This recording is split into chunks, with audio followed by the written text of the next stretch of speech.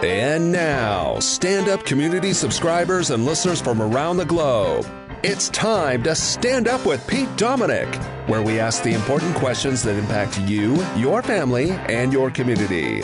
Such as, if I share an ancestor with Lyndon Johnson, could I sign the new congressional budget bill myself?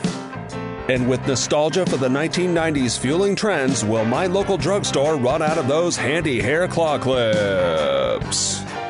And now, the podcast host who will give only bald fanboys the best and sharpest selfies, Pete Dominic. That is right. Thank you, Pete Co. Welcome to the show. Sorry it's up late today if you were expecting it at the normal early morning hours of Wednesday, the 17th of November. But I went out last night and had drinks with the great Glenn Kirshner in New York City, and we got a little carried away, so I didn't get home until late. I mean, we didn't get carried away. We had a great time. I love hanging out with Glenn. We had a long, interesting, thoughtful conversation. He's a real good guy and real good to me. Also, famous, apparently. I mean, I knew people liked him, but he has over 500,000 followers, has thousands of subscribers on Patreon and YouTube, and when we left the bar, he got recognized in the street. So, pretty big deal guy, I guess. But we're good friends. We had a great time, but it meant I wasn't able to do the news and get the podcast up and out, which is rare. But here I am for you, and I've got two excellent guests joining me today from the University of Pennsylvania. Oh, just an Ivy League school professor. Dr. Brian Rosenwald joins me. We had an awesome conversation about media and politics, as we do about once a month. Always great to talk with him. And one of your all-time favorites, it is Wednesday, and I've got Wajahat Ali joining me again. Always love talking with him. We had a great, funny, thoughtful, thought-provoking conversation, as always. So, I'm not doing the news because I don't have time. I really want to post this. Like I said, I'll get back at it for tomorrow's show, but I hope you like today's show. Dr. Brian Rosenwald, Wajahat Ali, both join me now. So let's get it started. And by the way, yesterday I asked people to tell me what they smell like. And I got a whole bunch of emails. Pretty funny. So people just combine. And if you can't come up with a joke, by the way, just tell me you smell like the last thing you ate and how you feel. So you might say pasta and anxious. That's how I smell. Something like that. Anyway, do that. standupwithpete@gmail.com, and I'll read a few of those on tomorrow's show. But right now, I want to get to today's show. Joining me first, you know him, you love him. He is a contributor to the New York Times. He was a contributor to CNN and MSNBC. He is a playwright. He is a lawyer. He is a father and a husband. And he's got a great new book coming out in January, on January 25th, called Go Back to Where You Came From, and other helpful recommendations on how to become American. He is such a fan favorite. He has his own introduction song. So let's get started right now with Wajahat Ali. Dominic, doing, man? Good, man. How are you doing? You're looking busy. You got a lot going on. I'm trying to be busy. I got this book out in 2 months. I got 3 kids. My daughter is now talking. She's best friends with an Annabelle doll from hell that I'm convinced is haunted and is trying to give me a heart attack. I don't know if you said, remember that when you had, when your daughters were young, they had those terrifying real life looking dolls? Yep. And you randomly find them in a bed and you think your daughter's been replaced by this pasty white skinned, hollow eyed ceramic demon? I had something uniquely worse as a child growing up. My dad wore a hairpiece, and I would sometimes walk in and it would be just sitting on the dresser, and I would think his head was there. And he'd be it would just slowly turn around. Pete, you will never have this in the future. This is the closest you'll get to hair. You're like, no. Oh my God, it got so much worse. You just made it. It never told me about my hair future, but I mean, not only have I killed your father, I'm also here from the future to tell you this will not be on your head. You're like, no. I recorded. You're only a 9. I recorded the audio of that, at least. All right, are you ready? Let's do it. Here's your theme song. He's Wajahat Ali. Got a book, he comes out the 25th of January. Go back to where you came from. Do you mean where he got his name from? His Lego abilities amaze until his wife stops his spending spree. He'll dismantle your political stance on a Zoom call in his jacket, shirt, and tie, and his underpants. His powers of thoughtful discussion bring nuanced perspective that can't help but draw us in. It's Wednesday. I'm the Wajahat Ali. That's amazing. Love That it. is catchy, has smart lyrics, informed. It made me bob my head like a South Asian stereotype. It made you bob your head. That was wonderful. Yeah, Garrett Sever. Well, way to go, buddy. I actually listened to it when you're not even around. Yeah, just cat. He's like puts you in a little peppy mood. Yeah, it's great. Puts a little pep in your step. A great way to start our conversation, and I'm very happy to have you. And yesterday, the New York Times published a guest essay by you titled "How to Teach a Little Girl to Love Her Brown Skin." And it was a heartbreaker, and it's about your own 5-year-old daughter, Nuseba, who is, of course, a cancer survivor, got a liver transplant, remarkable story. And so she's had all kinds of struggles on what's going on inside. And now when she sees herself on the outside, because of Disney, what is this all about? This is terrible. Yeah. That's, so we have tried our best to protect our 3 children from this disease of colorism that runs rampant, actually, not just in South Asian cultures, but, if you travel around the world, it's everywhere. Like Southeast Asia, South Asia, Asia. Like you go to Thailand and you look at the posters and the billboards and you're like, is this a white supremacist society? Well, like, what happened? How come everyone's like white? If you go to Pakistan and you look at the billboards and the painted billboards that they used to have, it's like, why does everyone look like they have a jersey tan in Karachi, Pakistan? And there's been this obsession with light skin tone, fair skin tone, and light is right. And there's a definition in that essay which I had to trim, where I said, like in our community, right? If you look at Pete, you're like, oh look, Pete, he has saf rang, which translates to he's light skin tone. But literally, what saf rang means is, wait for it, clean skin color. Oh. And so think about, and it's just casually said, like that older generation, it's like ingrained in them. And so my wife and I have tried our best to protect our kids from that type of toxic inheritance. But like 2 months ago, Nuseba, she's like this princess, frilly queen, like loves all the bracelets and the jewelry. I don't know where she got it from. It's not my wife, it's her. And then she was looking at herself in the mirror, and she's like, I want light skin tone. Light skin tone's pretty. I don't like being dark. I want light skin tone. And we were just it was a gut punch, man. I'm telling you, I was just she said that in front of both you and your wife? Yeah, just kind of like, because we're going to go brush her teeth, and she just does this. She does these costume changes like 3 times a day, and she'll just look at the mirror, and she, was putting on a little lipstick, and then she just said it while looking at herself. And she's a gorgeous girl, stunning. And she's just like, I want to be light. I want to be light. I want to have light skin tone. And we're like, where did this come from? And in the piece, I talk about how you can't escape it, right? Like white is right. Our protagonists are white. Our heroes are white. The statues are white. The characters, the Disney princesses, for the most part, are white. God knows what she picks up from the media, the cartoons, her friends, right? And even that fortress that we created for like the last 5 years, brown and black dolls, white dolls, telling her that beauty, it comes in different shapes and sizes. It doesn't matter. And she's beautiful. All of it just was not enough.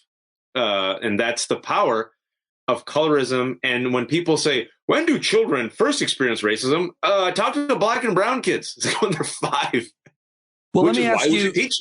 Which is why you should talk about it in schools. Yeah, let me ask you the most ignorant and offensive question. Why does it matter? Why does it matter that she has a desire? You also write about your own wife, and you mentioned it already, in certain cultures where they are dominant, where brownness is the majority. Why does it matter that they want to look more like me? In a perfect world where if indeed there was no racism and no one saw color, it shouldn't matter.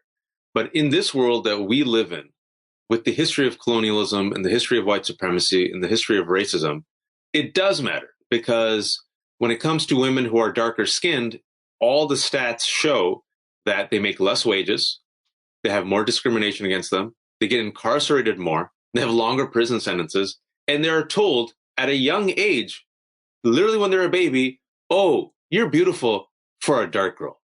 Oh, you'd be so much prettier if you were lighter. And so there's no symmetry here, right? what the reality is that the darkness of the skin correlates to somehow you being inferior. If it was an equal playing field, no problem. Who cares, right? Wonderful. Be darker, be lighter, because we as a society celebrate all colors equally.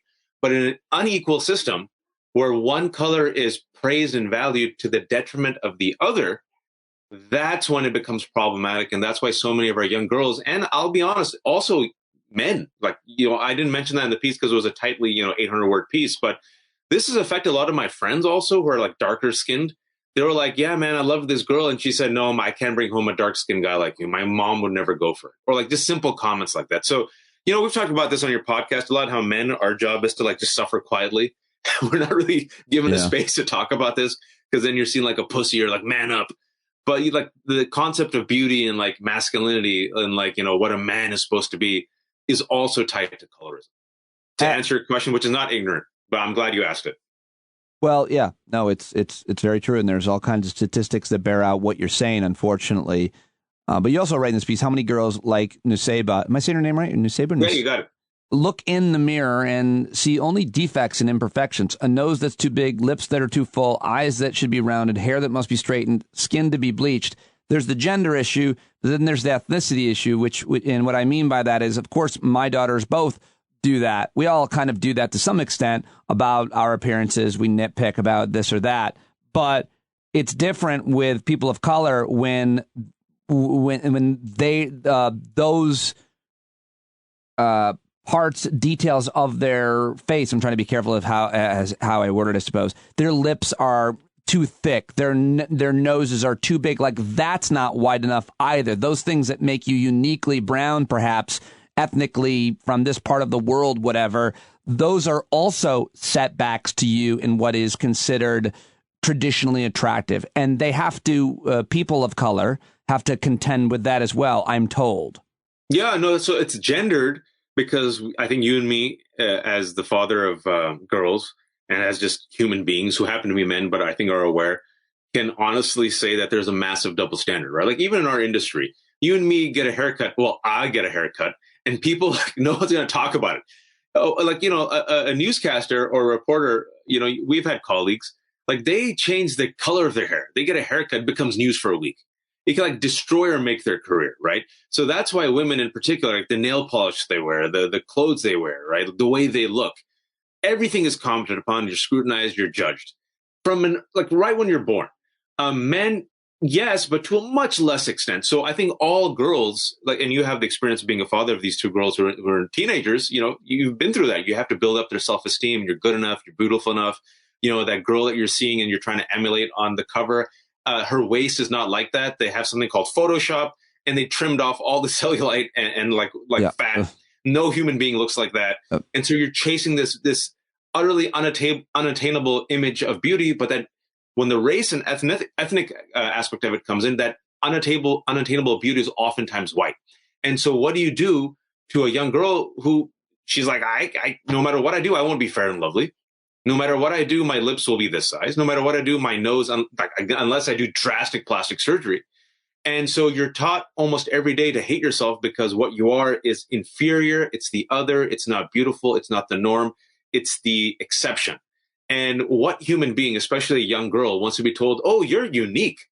No, they want to be like, I'm gorgeous. I could be the cheerleader. I could be the prom queen. They're like, no, you can't. You have the wrong eyes. You have the wrong skin tone. Your hair is a little too kinky.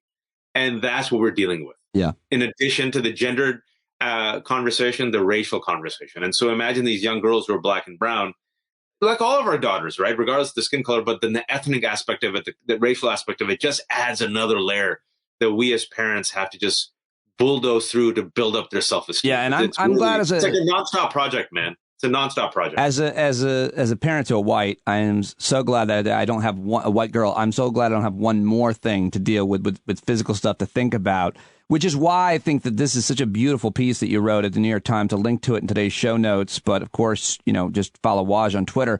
How to teach a little girl to love her brown skin. I highly recommend it, especially for the whites. This is a piece for the whites. The brown and the black people either know this and don't care or do care, but it's not like they don't know because, Santa's white. Yeah, of course. I mean, Santa has to be white. It's obligatory for Santa to be white. If Santa, God forbid, wasn't white, Christmas would have to end. I want to get some black Santas for the house. Yeah, I mean, if Santa wasn't white, the presents would come late, right? We'd be like South Asia. I mean, it'd be Inshallah. Like, when's Christmas? I feel like 25th, Inshallah. I feel like there's not enough black people here for these jokes, but I do have some stocking stuffer if Santa was black. I mean, there must be much. That was a brown person joke, so I can make it. You can make it. But I was just thinking of, okay, anyway, I'm gonna get a black Santa statue just to put it in my lawn to screw my neighbors. So this is a great piece, and before we leave it to move on to a couple other things I want to ask you about, what's been the reaction to this piece in the New York Times? How to teach a little girl to love her brown skin. Does it have comments? Have you heard from folks? Yeah. So, you submit a piece to the New York Times and it's up to them when they want to publish it. And so they put it in the newspaper and it led off the Sunday Review. Oh, wow.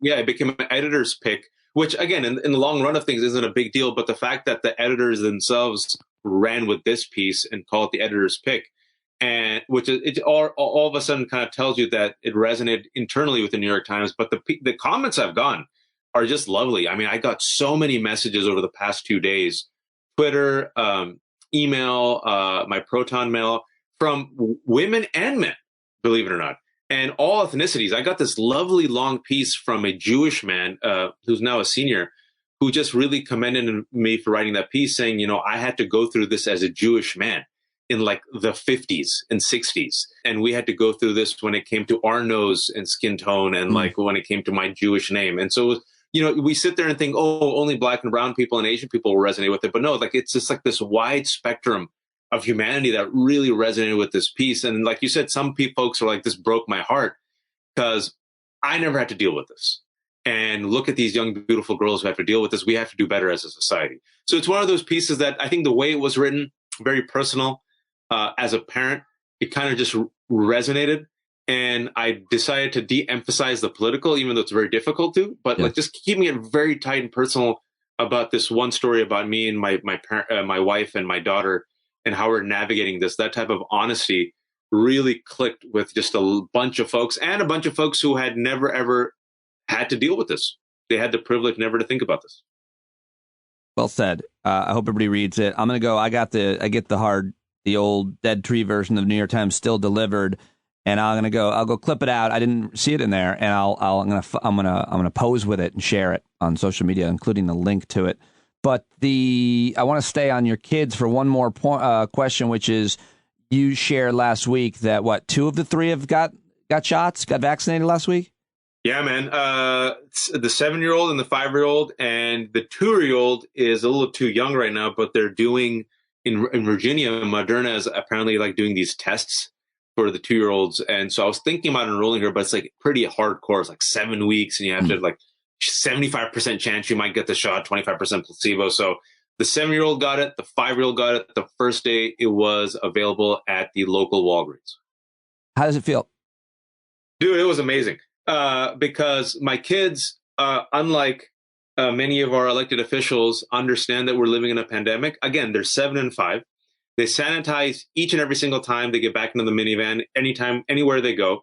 They wear their masks. If the mask falls, the other one tells the other one. They social distance. They realize why we have to be careful, because not only due to a pandemic, but because my 5-year-old daughter, as you mentioned, is a cancer survivor, so she's immunosuppressed.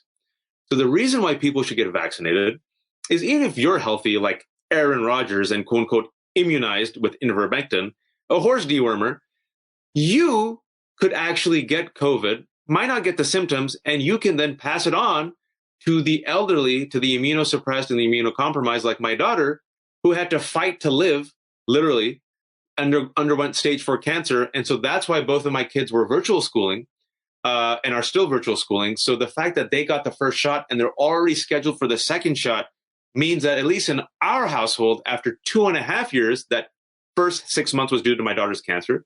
The last 2 years was because all of us were in the pandemic. We can have the chance to maybe imagine some normalcy in 2.5 years. That's why it was just an epic day. So important to just understand and have empathy for the fact that we all are experiencing the pandemic differently based on who we are, our stations in life, our age, the ages of our kids' life. We're all experiencing this differently, and there are still so many people that are really in the thick of it because of the circumstances. They have young kids. We're so far, away from being out of it, and yet I personally feel like I'm really safe because I just got my booster. I'm feeling great. But that's not how the world works. The world works is the fact that my friend Eric Dowse and his wife Emily and their adopted daughter of 2 years old, they all have COVID right now. Listener Therese has COVID right now, although she's got no symptoms, so that's weird but great. But I mean, people are still getting sick, and more importantly, so many people have vulnerable or kids who are ineligible. And by the way, no one really has, there's really no excuse not to get it for religious or allergy purposes. I think we found out with the Aaron Rodgers thing, right? No, none. Zero. I mean, this is a thing where if you get it for other people, you get it for humanity. You get it to be a decent neighbor. Like you get a patriot. Because you want to protect your friggin' dad from dying. You want to keep your grandparents around for friggin' Thanksgiving. Unless, of course, you are some Republican governors who want to kill as many people as possible to get to quote unquote herd immunity. Well, 800,000 Americans have died. We still haven't gotten herd immunity. And the winter is here now, or is coming. And we still might see another spike like we saw in the summer. We don't know yet, right? So we're close, but we're not there yet. But that's the tragedy, is that we could have flattened the curve 2 years ago. Yeah. And what was just released, 2 days ago, the information that Trump and his friggin' cultists. New emails and documents released by the COVID Select Committee show the extent to which top Trump officials, including Trump and himself and Jared Kushner, interfered in the CDC's efforts to warn Americans about COVID early in the pandemic. They suppressed the reports, which means they lied about it. They knew how deadly it was. They tried to suppress the reports. I'll take us in a time machine 2 years ago where Trump said, by April, we should open up for spring break. It'll go away. The sun will come. It'll go away. While he said that, he knew how deadly it was. Yeah. He knew it was viral. He admitted to Bob Woodward. And now we found out that he tried to suppress reports. That, to me, is negligent homicide. You should go to jail for that. Thousands of people died because the president of the United States of America conveyed disinformation, which underplayed the threat that he knew was present and rampant, and tried to not only underplay the threat, tried to stymie the medical community's response to this threat. Imagine how many people would have lived, Pete. That's it should infuriate people who are listening to it. And I remember when this news came out yesterday, I'm we'll probably forget about it by Wednesday. And instead, Democrats will attack other Democrats for being too woke. So that's where we are in America. Yeah, it's such a massive scandal. I'm so glad that you brought that one up as well. Speaking of which, I got to get your take on Steve Bannon being brought in or turning himself in. This is exactly what he wanted. He plugged his podcast, getting a ton of attention.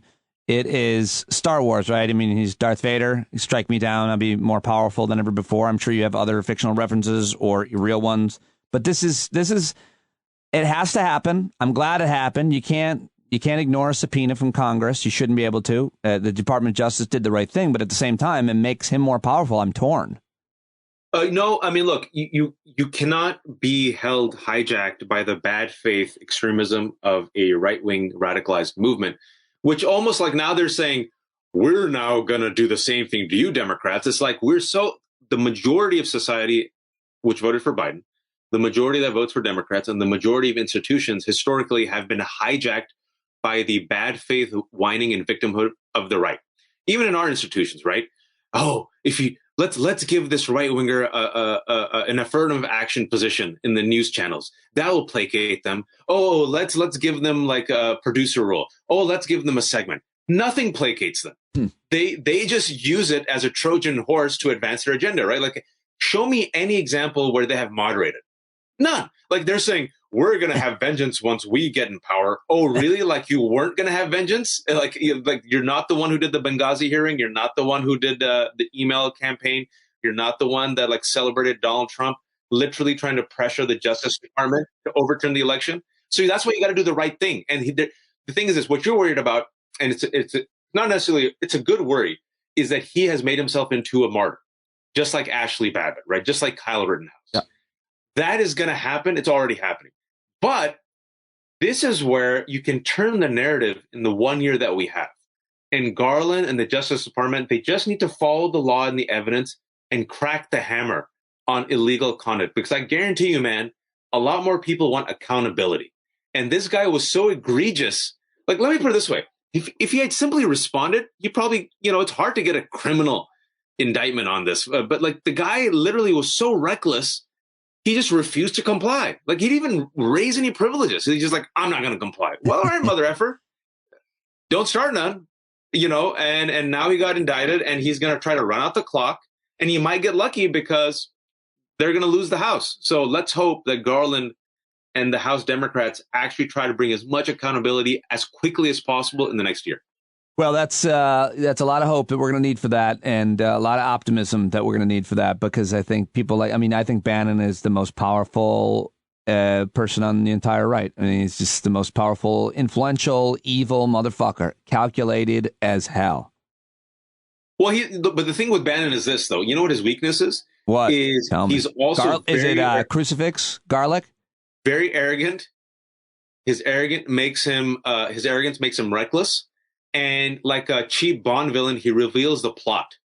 So there's no subtlety there. You know exactly where. He goes, James Bond, let me tell you. He goes, James Bond, like, wait up, we're still in the credit section. No. He's like petting his cat. Let me tell you the plan. They're like, we got a 2-hour movie, bro. Just wait on it. He goes, I'm going to tell you everything.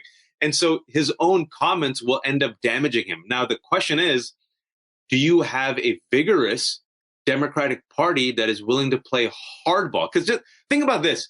If the situation was reversed and Bannon was Democrat and he did all this stuff and Republicans were in power, what would be happening right now, Pete? Yeah, it's always a tough thing to prove, but it always needs to be said. Yes, people would be losing their minds. I mean, Paul Gosar put out a video, of him killing AOC and Joe Biden. Apparently, he's been reprimanded though by the minority leader Kevin. Oh, has he though? McCarthy. Apparently, he's like, take it down. You should take that video down. Well, that's because he doubled down 2 more times, and in the last week they said nothing. So he doubled down in a lengthy post of posting this anime video where, like, apparently the avatar of AOC got killed. Right. And no Republican said anything for like a week until this Gosar doubled down twice. I haven't seen McCarthy say anything, but you are the one who's close to the computer. So if that happened, that's great. But look how long it took. And even if that happened, he should be kicked out of Congress for that. Yeah. Or like Marjorie Taylor Greene, like hounding AOC. The fact that she campaigned. Remember Marjorie Taylor Greene campaigned holding a rifle in front of the faces of the squad? Yeah, like, I think that's mandatory now. Like, I think that when you announce a campaign to run as Republican, they give you a gun and a picture of the squad. I'm like, all right, we're going to need to just take a few shots for your campaign ad. Well, that's what happened with Winsome Sears, right? Who won here in Virginia. Her campaign ad was her staring down, holding a rifle as like half the size of her. And apparently they're like, yeah, these are the blacks that we like. The ones that carry assault rifles and parrot all the right-wing talking points. Why can't you be like that, oh people of color? And then also what happens, what's so dangerous with a person like Winsome Sears is they give shield to the overt racism of the right-wing party, because let's not forget that Youngkin ran on literally the racist dog whistle of CRT that is not taught. But you're right. Look, this is the scary part is that violence is being completely mainstreamed, accepted, and rationalized. And now with Rittenhouse, who most likely will walk, the message is you can be a vigilante. You have the right to illegally carry a gun across the state and kill 2 people. You have the right, like Eddie Gallagher, to be a Navy SEAL who commits war crimes and get pardoned. You have the right, like Mark McCloskey. Remember that broke-ass Bonnie and Clyde couple who was wearing the pink shirt and he took out the guns against the peaceful BLM protesters? Well, I like mean, 2 years ago? You mislead by saying broke-ass because they were so rich they lived in a fucking castle. But yes. I call them a broke-ass Bonnie and Clyde. But yes, they were super wealthy. Castle. And what happened? The Republican governor pardoned him. And Mark McCloskey, ladies and gentlemen, is running for Senate. He got a plum speaking spot at the RNC. I was here in the shed watching the RNC, trying to cover it. Right. And he came on. I was like, that's the motherfucker who had the castle and held his gun. He and his wife with their guns on their castle lawn in front of their moat. And he got a 5 to 7 minute plum spot, highly produced, where he warned about the blacks and browns attacking the suburbs. So the question is this, Pete, is if you look at the data, it says like what? A significant percentage of Republican voters say that violence is necessary and can be rationalized. If you look at the numbers, that's 20 million Americans. That ain't 2,000 Americans. That's 20 million Americans that we have to go up against who feel validated and encouraged to use violence. Yeah, well, you left out, or did you mention, probably the most important statistic, you're tweeting about it, is how many Americans, specifically how many Republicans, basically approve of the coup attempt on January 6th. Majority. It's wild. It's wild. It's everything that we've been talking about on your podcast for several years. Happening. It's like, remember when you said that, I said, you have the receipts. I said they will get more radicalized and weaponized and will turn into a death cult. I said that before the pandemic. Yeah. The death cult is literally them promoting death during a pandemic. But radicalization is them being radicalized by the disinformation infrastructure of the right wing that really right now they believe in QAnon and deep state and replacement theory, and weaponized. They're literally weaponized. They're arming themselves, and their elected officials are posing and getting elected, holding rifles, threatening violence against their quote unquote enemies, which is the rest of us. So this ends in a really bad way. This ends in a constitutional crisis, and this ends in violence, like pockets of violence all across America. And when you have no guardrails, and when one of the two major political parties, there's no center left. Let me give you an example of how crazy it's become. Like 3 years ago, Steve King, not the writer, but Steve King of Iowa, Republican, who's like an overt white nationalist and white supremacist, he got reprimanded by the Republicans. Now, nothing. He's probably sitting there thinking, why the hell did I friggin' lose? I should run again. I mean, he looks like a moderate now, where the Overton window on the right is. I mean, it's yeah. So what do we do? Listen, man, I think you can't give up hope. I think it's easy to be nihilistic. You and I have kids. We have to fight. We have the numbers. We have the majority. That's the main thing. We have the numbers. The problem is a flabby, moderate majority will always be carved up by butter, by a small, zealous, organized minority, right? They're organized, they're incestuous, they have an infrastructure, they have the messaging, they have a political party. That's why it's so difficult to go up against them. But if the majority mobilizes, both institutions and people at the grassroots, then we have a chance. There's several entryways to resistance. First and foremost is money. I think Americans worship money. And corporations respond when there's boycotts, right? So money, information, education, awareness, grassroots protests. But then also what we need to do is pressure Democrats. In my opinion, they got to kill the filibuster or amend it. And apparently Manchin is coming around to it. But in the absence of voting rights, what are you going to do, man? Yeah. It's very hard to outvote voter suppression. And so that if they can kill the filibuster or amend it and pass voting rights, we have a chance to maybe save one of the chambers in 2022, at least 2024. And if the Justice Department cracks the hammer down and there's enough bad press, and I think there is going to be, you can then get some of these people in jail. It'll be hard to run for office while you're in jail. And the third thing I'll say is, if you can survive the winter, if COVID gets flattened a little bit, if the spring comes out, the sun comes out. Remember in May, like we were happy in May? That month can come back. People can feel better. If they can pass the BBB, Democrats get their shit together and learn how to message and attack. And I think the prices come down with the inflation, maybe around the fall. I think Biden's numbers can go back up, and then you have something tangible that you can campaign on in 2022, because Republicans literally have nothing for COVID, nothing for healthcare. And the final thing I'll say is climate change. They think it's a hoax created by China. Well, they do have something, and you've written and talked about it your whole career, which is fear and critical race theory and whatever Sharia, socialism. Yeah, I mean, it's super effective. It gets them to turn out to votes. It gets them to be, screaming at me at the BOE meeting, Board of Education meeting, and it works. It works. Well, you know what? One other thing I'll say, and I'm glad you mentioned that, is Democrats can no longer stay on the sidelines on the culture war. Like, you got to get right into it. You got to fight them back with a positive message. You can't avoid race, man. Democrats hate talking about race. Oh, yeah. Learn from Obama. You know why Obama couldn't avoid it? Because he's black. But his message, a populist message where he centered his race, but talked about it like a diverse cultural vision of America.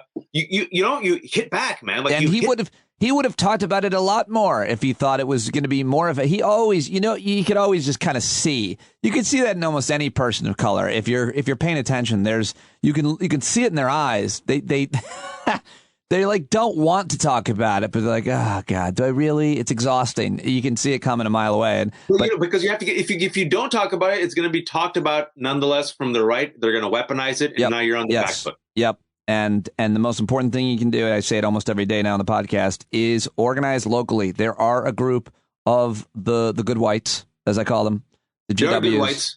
And the GWs are organizing, and we're the most effective in our communities because the good whites have to go up against the crazy whites, or the crazy whites, become normalized. And you have to have a good white for every crazy white. And so even if you don't know what to say or what to do, if you're righteous in your mind and you want to be an anti-racist, you got to show up. Yeah, you just show up. Wear a fucking shirt and just show up.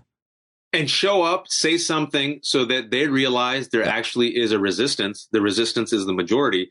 Good whites have the privilege. They should flex it. And also, I'm glad you mentioned local, just reiterating what I said, because the Republican Party, you learn from Virginia, learn from what they did in Loudoun County, learn from what they're doing at school boards. They're trying to take over local school boards all across the country. Yeah. And it's working. I mean, that Steve Bannon is all about that. And he openly says it. Yep.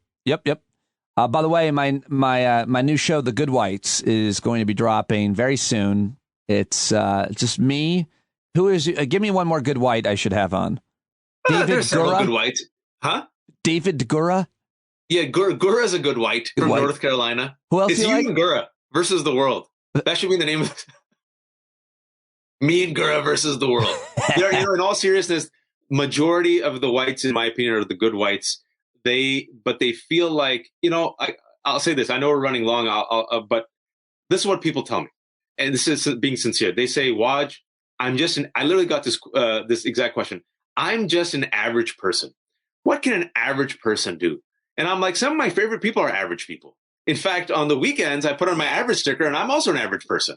People feel overwhelmed.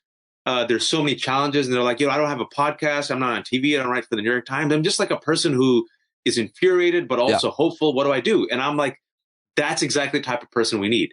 A person like you who cares, who says, you know what? I want to do something. Yep. What can I do? I can't take on the world. We don't want you to take on the world. I want you just to act locally. We need numbers. We need people. We need literal bodies in seats to show up, to let the Board of Education, who's not yet radicalized, know that they can't allow themselves to be radicalized, to be replaced. We need to run for... Or to be terrorized. There's strength in numbers. The reason why so many people are quitting, they're like, it's not worth it, man. We're being intimidated. We're being assaulted. And that's a terror campaign by the right to overwhelm them. So once they cede the ground, guess who comes in and takes that place?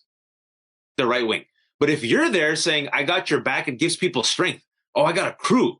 I got a crew of numbers behind me that's willing to take on this radicalized minority. I'm going to stand my ground. That's why it's so important. You were saying something. I didn't mean to cut you off. I was just going to make a stupid joke about how when Gilead begins and The Handmaid's Tale, when they take over the crazy Christo-fascist patriarchal, do you think I'll be able to successfully evolve and turncoat on all of my values and my people and fit in with them and get commander status? Yes, I will give you the talking points. You have to publicly convert to Christianity. You might have to slaughter me publicly, but it might be worth it. I think they'll give you commander status for that. But I say that for a good reason. Like I'll be a spy. Like I will never give up my true values. I may have to kill you to prove, to them, but it's for the greater good for your family. Yeah. You could sacrifice me for the greater good and get like a higher rank, and then we can help you infiltrate the Gilead, and then you could be our mole. You can be our mole from the inside. Prove to us your loyalty to Gilead. Kill your friend Waj. He goes, for Jesus and the rapture, I must. I'm compelled. I rise with the sword in my hand. Like, that's a pencil. Whatever. Can you please stab him properly? You broke the pencil. And I'm like, ow. I'm like, Pete, at least do this properly. You're like, sorry, Waj, sorry. Here, give me a pen. Let me go sharpen the pencil. Yes, sir. Peasant, sharpen the heathen minion, sharpen my pencil. I have a boy slave, of course. In all seriousness, though, that's a callback to what Michael Flynn said over the weekend. Literally calling for a theocracy. Yeah. And once they tell you what they believe, take them literally and seriously. Yeah. He is literally telling you the end game. A dominionist type of ideology, which believes that America is a Christian nation, and only America and the right wing in America are going to be the ones who bring about the kingdom of heaven. And they somehow rationalize it with verses in the Bible. And they want this to be literally a Christian nation. Well, do hope someday that you and your Muslim family and friends will finally realize Jesus saves. That's what really will make the difference in your life. Yeah, man. But Muslims believe in Jesus. So that's a funny thing, too. Yeah, do you believe, like Jews, that he was a talented magician? No, we believe he's a prophet, born to the Virgin Mary. Wouldn't it be hilarious if my final words were, praise Jesus? and they're like, oh, shit. And like, but you cut too deep and I die. And like, oh, that's tragic. That's horrible.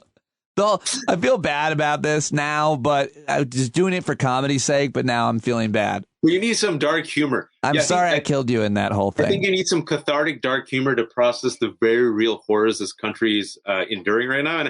And I also say this, like, people think this is going to end. I think we're in the second act, man.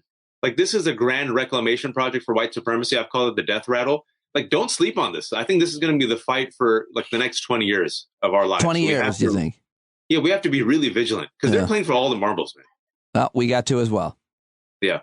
For all, but I agree with you. We have to play for all the marbles. Yep. We have every right, because if we want to save this democracy and we want to make this country realize its dream, the only way forward is to stretch and expand this country. What they want is constriction, and no one's going back to 1953. That is where the conflict lies for sure. And I can't thank you enough for your time, buddy. Always great talking to you. Appreciate it. Thank you, sir. Thank you, sir. See you next time. Isn't he great? There he goes. Wajahat Ali. Go get his book if you haven't yet, and definitely tweet him at Wajahat Ali and let him know that you joined me here. He's also, I didn't mention, a Daily Beast columnist. I should have plugged that earlier as well. He's on his way to Texas to do a speaking gig, and I just love him. Great conversation, as always. Really interesting article and conversation about his daughter. Go read that at the New York Times. All of it will be linked in today's show notes in case you can't remember because you're out for a walk or you're on the road or whatever. All right, coming up, Dr. Brian Rosenwald. Had like an almost hour conversation with him. I really want you to listen to it, especially the end. I mean, we talked about a lot, but we talked about his article that he wrote at MSNBC about why Fox News is basically never going to get rid of Tucker Carlson, even though he is doing the most horrific type of things that you can imagine. And I really, I always learn a lot. He's a UPenn professor. We have great conversations, go off on weird tangents sometimes, but I think you're going to like it. That is coming up. But before that, I can't do this show without your subscription. So thank you so much for signing up for a paid subscription. If you haven't yet, please go to patreon.com/Pete Dominic or just head over to standupwithpete.com and see all the goodies I have for you on my website, and you can sign up there. So that is who mainly supports this show. Also supporting this show is the Quip electric toothbrush, which is loved by over 7 million mouths. I've got mine, and I love it. You know, they say good health starts with good habits, and Quip makes it easy by delivering all the oral care essentials you need to care for your mouth. I'm not going to lie to you, folks. I've had a dirty mouth my entire life. I say bad words, and I don't keep it clean. Literally, I don't brush enough. I don't floss enough. I don't take good enough care of my oral hygiene, and I'm saying it to you right now, which is why the Quip electric toothbrush has been life-altering. You can also get their anti-cavity, I almost said anti-activity. That would be bad if the toothbrush slowed down your activity. No, it's anti-cavity toothpaste, I can't speak, in mint or watermelon that helps prevent cavities. Also, also, beyond the brush, they've got everything else you need to complete the routine. So you've got refillable gum and refillable mouthwash, a refillable floss pick that replaces over 180 disposable picks with every refill. It's sustainable as well because it charges up and stays charged for a super long time. So go to getquip.com/standup right now. Get your first refill free. That's your first refill free at getquip.com/standup. Spelled GETQUIP.com/standup.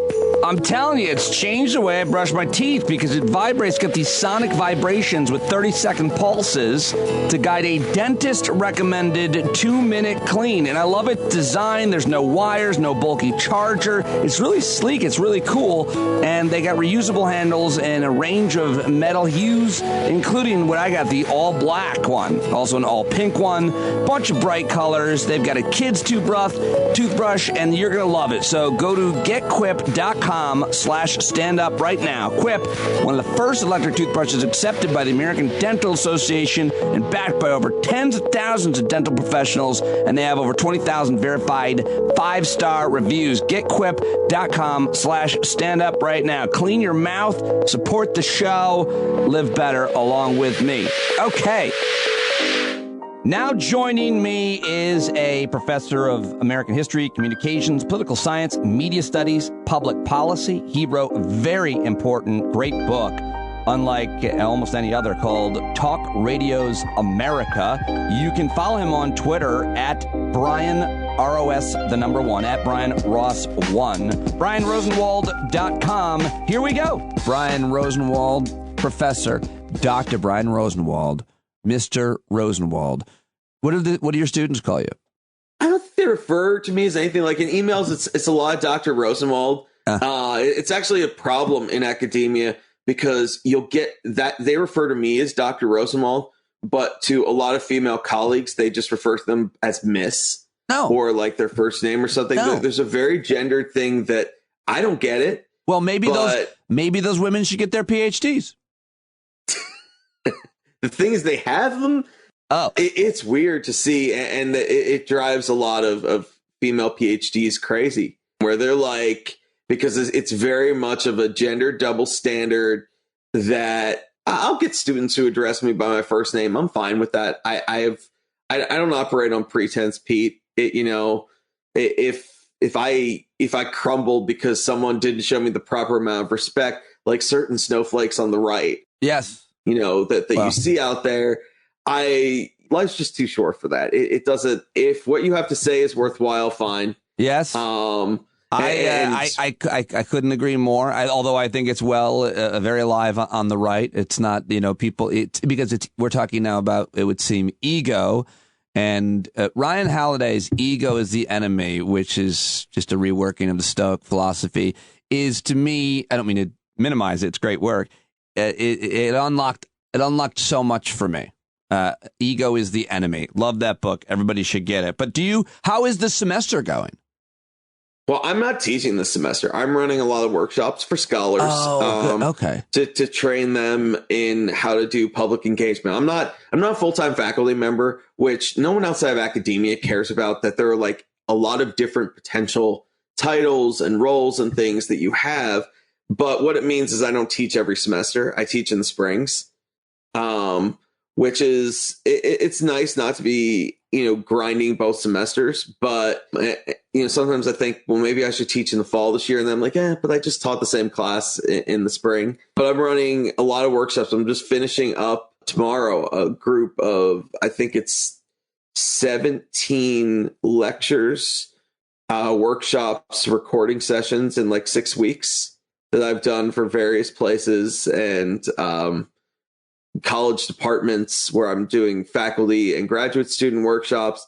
I did one public lecture for a company. I did one conference panel, a little bit of this, a little bit of that. So it's been busy, which is weird in the semester you're not teaching. But, there's always something, whether it's a reporter looking to, get information for a story, or just the editing I do day to day for the Post can sometimes be a full-time job. So it's always busy. It's always crazy.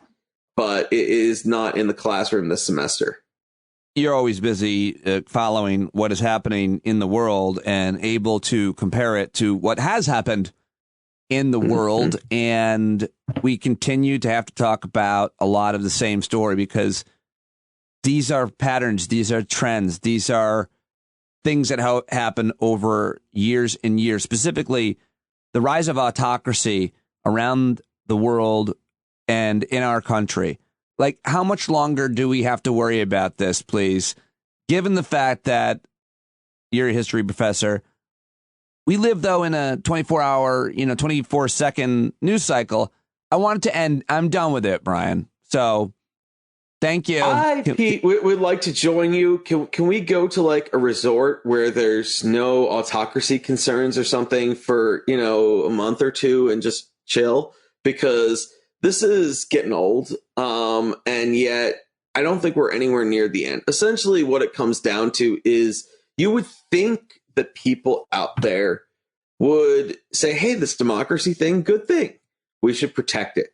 And what we see and what we've seen before in history is that you get these people who come along and basically seduce them with nice sounding promises of only I can fix it, or those people you hate, I hate them too, and I'm going to fight back against them. Everything we saw with Donald Trump, only more competence in the most dangerous cases. But they come along and people are seduced by that. People who are struggling in life for one reason or another, people who have cultural resentments.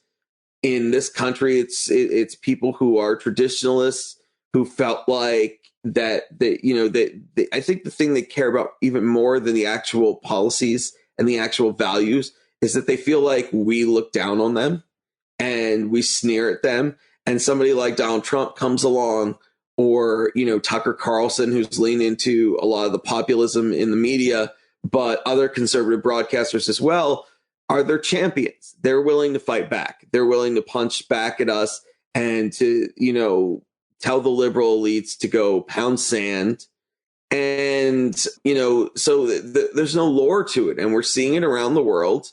And I think it also kind of feeds off each other, right? This is an international thing, especially today, unlike, earlier generations where you had plenty of back and forth, but you didn't have the internet. You didn't have, hey, this just happened in Germany 30 seconds ago, or, that kind of thing. To the same extent, you're seeing, these patterns rub off of like, oh, this is working, in this country, so it has some allure, here as well. And it's what's so disturbing to me, Pete. I could give you the historical piece of this, right? I could sit there and say, well, democracies have fallen before, we're dangerous. But I think that the part that bothers me the most with a lot of it is it's just bullshit. It is utter unmitigated bullshit. Like, I don't need to go all academic-y on you to explain this, because that's what bugs me the most, is that what we're seeing is it's not based on fact. It's like every time Trump opens his mouth, there's no truth that comes out. It's all this random stuff. And then you look at some of this stuff with COVID. I mean, even Aaron Rodgers, you're like, dude, you have a lot of money, like really a lot of money, an amount that would make you or I, we could put that to good use. And here you're relying on Joe Rogan for your COVID information, as opposed to, I don't know, a doctor. Well, anybody he wants. He's Aaron Rodgers. Yeah, I keep saying the one thing I know is the more prominence I've achieved, the more people I've met in my career, the more phone numbers I get. Yeah. I'm nobody. He can any of these guys can text the top bosses, experts, scientists in the country on anything. Yeah. Sorry, go ahead. Yeah, with Aaron Rodgers. Yeah, no, that was my point. That's what drives me insane. It's like, you're Aaron Rodgers. You can get any doctor you want on the phone or texting you with actual medical advice, and you've gone to a podcaster. But you say the thing that bothers me the most is all of the bullshit and all of the complete lies that are being told, manufactured narratives like CRT and whatever propaganda campaign they're using or reusing. And how is that, though, different than today's autocrats or yesterday's? Isn't that always part of the strategy for them to rise and gain popularity and dominate? I alone know that's their thing. I alone can fix things for you. It's, just follow me and I'll take you to good places. And it's seductive for people. But I do think that one thing that we made the mistake of with the internet was this idea that, better information would be at the tip of your fingers, that you could get the best information. When I grew up, we had a set of encyclopedias, Pete. We had shelves. Yeah, I did. I love them. I love heavy books, dictionaries, things that took up all kinds of room that you had to actually sit there and look things up. And I know that your younger listeners are like, what is this whole look thing up? I just asked Siri and she does that for me. You know what? That's making me think right now. I don't know if this would work for my kids now. I think it would. But I have a new idea. Are they still available, sold? I don't know. Because we have to, you don't have kids, do you? I don't think. Because we have to, keep the phones out of our kids' hands. It's a full-time job. And one thing you could do is take the phone and give them an encyclopedia. Because as you said, as you talked about it, just made me think about how much I love them. I remember just sitting in the sun in the living room, just flipping through an encyclopedia and looking up anything from lizards to revolutions. And I love that. So that's the new idea, folks. I'm going to get an encyclopedia, even if it's an old one. And I'm going to say, no, you can't have your phone. Sit there and look at that encyclopedia. Will they be mad? Yes. Will they dive into it? Eventually. Will it work? We'll see. Back to the internet. We used to have encyclopedias. We thought the internet was going to be this great leveler. Anybody could have a voice. Anybody could get information. And what we forgot was that all of the good uses of the internet, the bad people could use it that way too, to connect with each other, to spread information and misinformation. It's not like there's you go to put up falsehoods on the internet and it's like one of those game show buzzers. Right. There's no editor. You can't do that. Yeah. Yep, there's no gatekeepers. Yeah. Exactly. We should have seen that coming though. But and the social media and how it works and how it travels. I don't know that anybody could have ever seen it coming. Maybe someone did. Maybe someone predicted. But yes, that it's such a game changer. And the point is, you can be a politician or a media star or a more traditional celebrity actor. At this point, popularity is the only thing that matters. Brian, what's the difference between Tucker Carlson and Donald Trump and Matthew McConaughey? I just named him because he's an actor. I'm not comparing him to them, who's been making noise. Or Joe Rogan. The more popular you get, the more power you have, period. It's always been the case, but it's easier in some ways to get popular, and anybody can be president now. Yeah, and okay, so you've raised one of the things that I think has made our politics worse in the last decade, which is you used to have a very solid hierarchy in politics, which was you had to be a governor or a senator or a congressman. And, there were exceptions. Because if I don't mention the exceptions, somebody will send me an email and be like, yo, what about Wendell Willkie? He was just a businessman and the Republicans nominated him in 1940. So, yes, there were always I was about exceptions. to say that right there. What about Wendell Willkie? Yeah, see, exactly. We can't forget him. No Wendell Willkie erasure on our watch. But you always had, a kind of hierarchy of like somebody would go to Capitol Hill and it was like kind of, I guess, a Victorian household about kids, like they should be seen, not heard. As in basically like you get up to the Hill your first couple of terms and shut up and keep your nose down and learn the craft, learn some policy area, start building importance. When Sam Rayburn was Speaker of the House, he had what he called the Board of Education in the afternoon. And it was a big deal when you got invited. And it was just a bunch of old men sitting around drinking bourbon. But it was, when Lyndon Johnson first got invited in the 30s as a congressman, it was a big deal. It was a sign of power and prestige. And the way to power and prestige was to attach yourself to older, more important, more influential members of Congress. And I can tell you that if you were somebody who was a thorn in the side of those older, influential leaders, they put you in what was the equivalent of congressional Siberia. So like if you were from Arizona, they put you on the Merchant Marine Committee where you couldn't do anything to help your constituents. And it had absolutely nothing to do. Not only wasn't it all that important in the scheme of governing, but it was they put you in places where you had no interest and couldn't do anything. If you were from an agriculture district, you were going somewhere where you couldn't do anything for the farmers.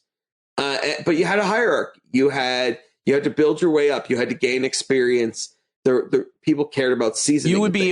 Now. Yeah. Well, I mean, what changes now? Go ahead.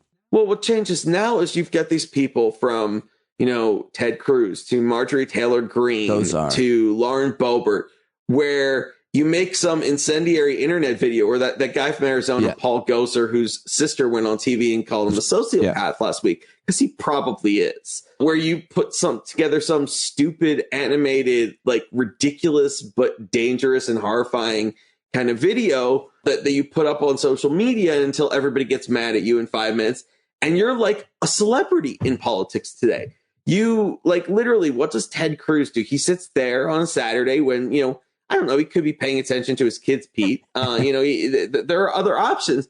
And he's like, I know what I'm going to do today. I am going to pick a fight with Big Bird. That is what I'm going to do for the day. That's not fair. First of all, I'm sure his kids don't want to hang out with him. Second of all, he might have been hanging out with his kids and attacking Big Bird at the same time, which is, you can describe that parenting however you want. But yeah, go ahead. These are the people that we've got now doing, mostly just damage. Not right. It's damage, but it's stunts, and it's all designed. And the reason that this works now is that, you go back 30 years and you have no social media, you have no internet. Well, you have a nascent internet, but it's not reaching very many people. And you have no conservative media. And these kinds of, there wasn't the same incentive to do this. But now you do this as a freshman member of Congress, as Marjorie Taylor Greene, who, generally speaking, no one would have ever heard of her if she wasn't outrageous, ridiculous, over the top, delusional, destructive. I can keep going, probably run through, every negative adjective we've got in the dictionary. It would take us a long time, but they almost all apply to her. And what has she done? I could look, but she's got a lot of followers, and she's a celebrity. She raises an insane amount of money. And these people all think that they're going to be president. They all think, well, I can just build up fandom. And they don't want to do any actual work of legislating or doing their jobs. You got that guy Cawthorn from down in. What sucks about what's and more specifically, the point I would add that you're making is that they don't like government. They hate it. They don't. No. They're there, as you're saying, to be stars and to destroy the administrative state, as Steve Bannon says. This is part of their conservative philosophical ideology that government is the problem, not the solution. And Madison Cawthorn, pick up where you left off. But the reason I despise him the most of all of them is because I really liked Mo Davis, Colonel Mo Davis, who ran against him, who had as much integrity as any man I've ever met, resigned during the Obama administration from his post at Gitmo because of the way they were treating detainees who were terrorists, but some John Adams shit is how he behaved. And yet he got beat by ugly Tom Brady. That is the first time I've heard anyone call him ugly Tom Brady, but it's perfect. This guy is the worst. And I'll tell you, you've now highlighted something else that's really bad about our politics today, which is candidates used to matter. When you had Mo Davis against a 25-year-old who is utterly unqualified, who, has said and done a lot of bad things, especially his treatment of women. There have been, a lot of stories about this, over the last year and a half, 2 years, utterly unqualified, utterly done nothing to warrant a spot in Congress. Your dog resting back there, Pete, has done as much to qualify for being a member of Congress as ugly Tom Brady. How dare you compare my dog to this guy? Gets elected because he's got the right letter next to his name. He's on the right team.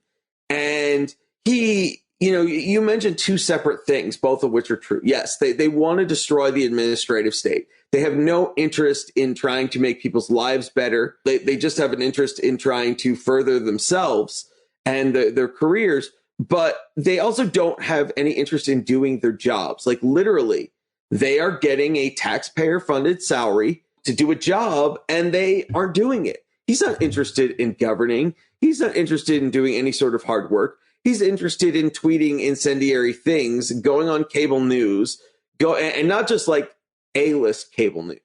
He's like, the C-list, like Trumpy OAN stuff. He's like, I got to go on that show and say ridiculous things about stuff.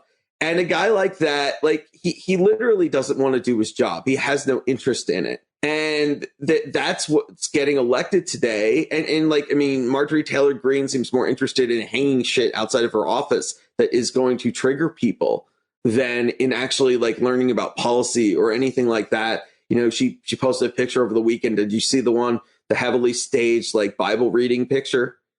She's got like 3 crosses on the wall behind her. No, I didn't see that. And her Bible's like, dictionary size. And she's sitting there, talking about how she read the whole thing. And it's very, that's what these people do, that they're interested in posting things that are going to create outrage, that are going to dominate news cycles, not about doing the hard work of things. And we're in this crazy topsy-turvy world where Marjorie Taylor Greene has the power, where she posts the phone numbers of the 13 Republicans who voted for the bipartisan infrastructure bill. Now, Pete, we're talking about a bill that, first of all, the left doesn't actually like it. But second of all, we're talking about a bill that has goodies for every district in the country. And when I talk about goodies, I'm talking about, roads and bridges so that your car is not engulfed by a giant pothole. And like literally, this is the thing that everybody loves. You've seen a lot of local editorial boards going off on their members of Congress being like, yo, that bridge that's closed, that's making everyone's commute crappier, there's money in this bill for this, and you voted against it. But 13 Republicans said, this is the right thing to do. We're going to vote for this. Now, 20 years ago, that number would have been like 95% of them, 150, something like that, because everybody's district and state benefits. There are very few jobs that seem more, that there's more agreement that government should be doing them than make the roads safe for people to drive on. It was a very basic, well agreed upon thing.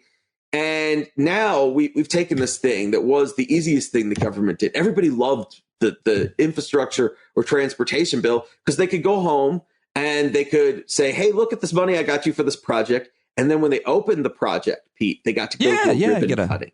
They got to get there with the big oversized scissors and cut the ribbon. And that makes for the local news, they've got a picture of that when the new highway opens or the new, sewage treatment plant or whatever it is that makes people's lives better. This is actually something that improves people's lives. And so we took what was the easiest thing in governance and it made it a tortured 6-month process. And they finally get 13 Republican votes for this, almost none. And Marjorie Taylor Greene and Madison Cawthorn are threatening to primary all of them. I think Cawthorn threatened to move to their districts and primary them. And Greene posts their phone numbers. And now we've heard some of these congressmen have shared the messages that they've gotten. And it's death threats. It's not just death threats against them. It's people calling up, fulminating, being like, I hope your kids die too. And really terrible stuff. No, look, this is nothing new. I don't want your audience out there to think this is new. When I was researching for my book, there was the immigration fight in 2006, 2007, where a couple of senators told me stories, Republican senators, about how they used to like to come in the office early in the morning. And people, love to call in and abuse some 22-year-old staffer making $20,000 a year who is paid to answer the phones and be polite. And they just love to curse them out and call them names and say all this. So a couple of these senators used to like to come in early in the morning and put their boots up on their desk and answer the phones themselves. And the minute it was oh, this is Senator, so-and-so, you could almost hear these people who were raised to be polite, getting all red in the face. Oh, Senator, I didn't mean to say, I hope you die. I wouldn't say, all the stuttering and backtracking and because they were raised not to treat people like that.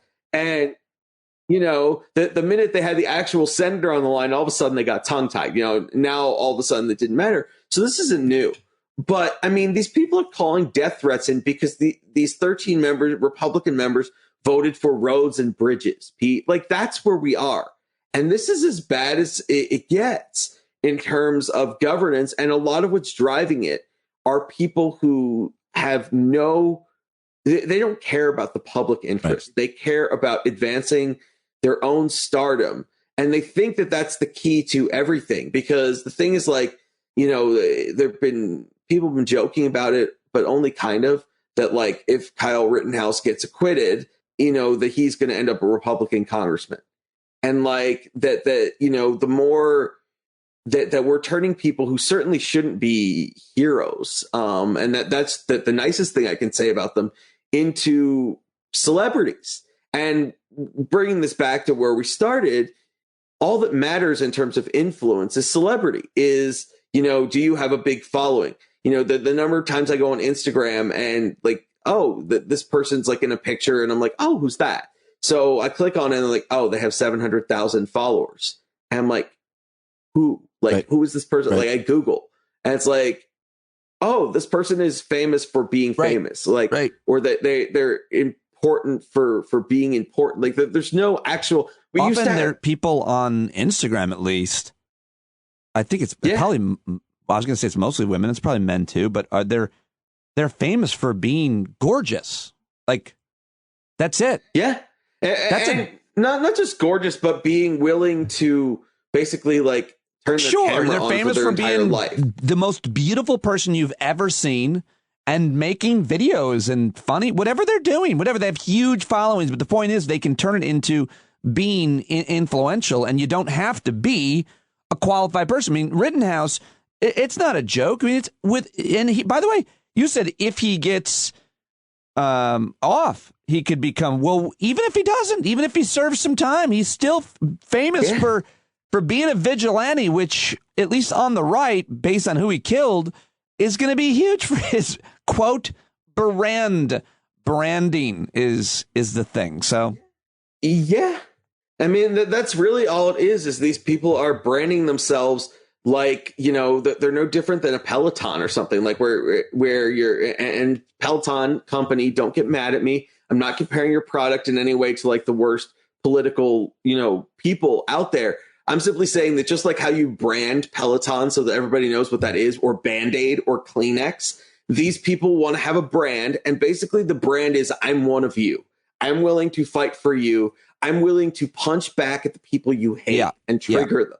I'm willing to do and say things that make them so angry and outraged and get them, you know, upset. That's really what the brand is. Whether that is, you know, making a video with my AR-15, whether that is talking about God, like they have a very caricatured view of people on the left, and they want to trigger them.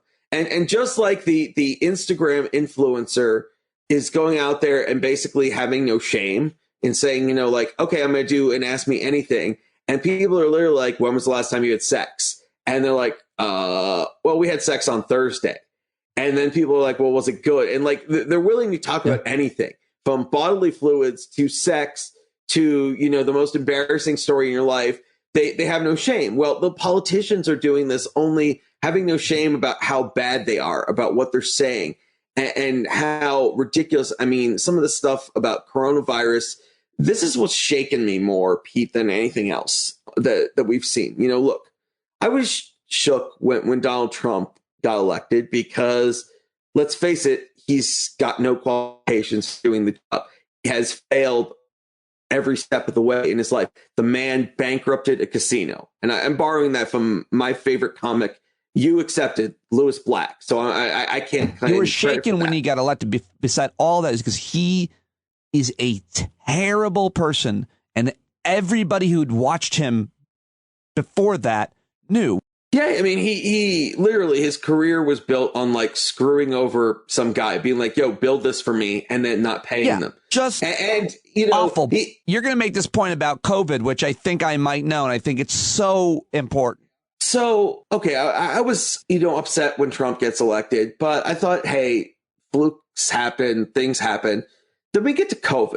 And if ever there was a moment, you know, that I thought we were going to come together and rally around doing sensible things that would reduce the chances of people dying, and even if they didn't die, getting sick, being, even the mild cases, a lot of them have been like hell for 10 days. Yes, you don't land in the hospital, but it's very, very, very unpleasant. And it's doing, we don't know what it does to your body long term. Well, my wife lost her sense of smell and taste, and it was the worst thing that ever happened to her. Yeah. And I mean, I thought that we would say, okay, this is terrible. Let's all come together to kind of reduce this. And instead, half the population was literally like, no, I'm just going to pretend this doesn't exist. I'm going to do nothing to prevent it. I'm going to refuse to wear a mask. I'm going to refuse to get vaccinated. I'm going to do, all of this stuff that's just really genuinely terrible, and ignore their doctors, ignore, the best medical advice possible. Find some random dude on the internet to tell them, no, that this is actually no more serious than the flu. Ignore what's out there, ignore the fact that literally people are dying. No, don't take this life-saving vaccine. And here's what they're doing. The most horrifying scene, and it was repeated again last week, I think it was in Kansas, is you've got these people wearing yellow stars as though they are being persecuted. To be clear, yellow stars are what the Germans made the Jews wear in Germany before they conducted a genocide, before they murdered millions of people for no other reason other than their religion or other immutable characteristics. And these people are acting this way, not because we're doing anything terrible to them, but because we're trying to say you must get this potentially life-saving vaccine so that you don't spread a virus to other people who are immunocompromised, who you could kill them, and you don't make other people sick. And they're acting as though that's some sort of persecution. And I just, that shakes my faith in human beings, because it's, one, it's terrible. Two, it's idiotic. And three, what the fuck? The gold stars are a little on the nose, and they are really traumatizing to see. I'm very, very affected and triggered by it, and I'm not even Jewish. You have to imagine, maybe they don't know about the Holocaust, how bad it was. I mean, someone made a point here on the show recently about how the fact that the final survivors of the Holocaust are dying, makes it harder, even in Jewish families, or easier for the rest of us to just not know it happened, to not worry about it as it creeps back in. That's a history question, which you can certainly take on. But to me, that's what I see when I see those gold stars. I have to, in my mind, justify it to the point where they must not know exactly what those signified, what they meant. They can't possibly be comparing themselves to Jews during a genocide. They can't be. They must not know. That's a thing that I think I say it myself. I want you to be right, Pete. I want nothing more than for you to be right, because ignorance is preferable to being that terrible. And yet, you don't have to know more than the Nazis killed 6 million Jews, probably 10 million overall, as part of their genocide, to understand that making you get a vaccine, something that, let's to be clear, we've had vaccine mandates for over 100 years. You couldn't go to school as a little kid or to college without having vaccines. This is nothing new. This is no new thing that should have caused a problem. But they should be able to just by this one sentence, the Nazis killed 6 million Jews and 10 million people, and this was a symbol of their genocide. And we want you to get a potentially life-saving vaccine. That's all they should need to know. Now, you're right about historical ignorance. You're right that my reaction is, I took a class on the rise and fall of the Third Reich in college, and it was probably 2 o'clock in the afternoon, 1 o'clock in the afternoon, something like that. It's been too many years to remember, but I had to learn as we got later in the class and got into some of the details of the camp that I couldn't eat lunch before the class, because the details, I want those people to have to take the class and hear about the details of the camp and how the Nazis killed people and tortured them and how horrific it was, because I think that we have lost some of that. And I think that we've done, that the historical ignorance is really dangerous. But I think that this goes beyond that, because you shouldn't need to know more than the basic rudiments of the Holocaust to understand that this is not that. In fact, this is the opposite of that. We're trying to save lives. And these people claim to be pro-life, Pete. They claim to be pro-life, and yet they won't even take any steps. They won't wear masks. They're reveling in buying fake vaccine cards rather than getting the vaccine. They're going to great lengths to not save lives, to put lives at risk. And that has shaken me even more than Donald Trump, because it's just they hate us and want to do the opposite of what we want to such an extent. And by us, I mean expertise, by those who are reliant on experts who they see as the cultural elite. They want to do the opposite of what we want done to such an extent that they're willing to basically be we're going to keep this deadly pandemic around, and we're going to make things worse. And we're going to fight you every inch of the way. I'm exhausted from the fact that trying to get people to get vaccinated has been this tooth and nail fight. Trying to get people to wear masks has been this tooth and nail fight. People get offended when you need a plumber, or you need an electrician, or you need somebody to come into your house and you say, so are you vaccinated? They get offended and you're well, I'm sorry. I don't want to be near you if you're not. That's all you're saying. This should be this should have been easy, Pete. And it's been hard, really hard. And it's been less effective because they fought every step of the way against us. And it's these same political figures who are egging this on. The Marjorie Taylor Greens, the Ted Cruzes, who are telling these people, yes, you're being persecuted. Yes, this is, this is apartheid.